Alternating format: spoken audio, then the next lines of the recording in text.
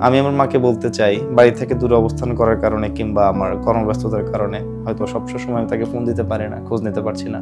এইটা যেন সে মন খারাপ না করে, কখনোই যেন মনে না করে আমার ছেলে আমার কাছ থেকে অনেক দূরে চলে গেছে। আমি যেখানেই থাকি আমার মা বাবা আমার সবসময় আমার কাছে থাকে। আমি আমার মা বাবাকে অনেক বেশি ভালোবাসি। আমি মাকে খুব মিস করি, কারণ আমার কষ্টের মুহূর্তগুলো আমি আমার মার সাথে শেয়ার করতে পারি না। তাই আমি আম্মুকে খুব মিস করি। আমার মনে হয় যে আম্মু যদি আর একটা বারের জন্য ফিরে আসতো, তাহলে হয়তো আমি আবার নতুন করে শুরু করতাম।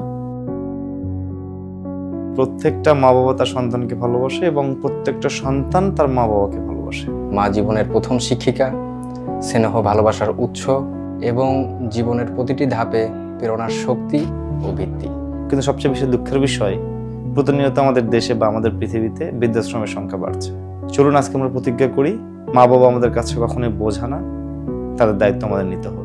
পৃথিবীতে শূন্যের কোঠায় নেমে আসুক বৃদ্ধাশ্রমের সংখ্যা। ভালো থাকুক পৃথিবীর সকল মা বাবা। Happy mother's day. Happy mother's day. Happy mother's day.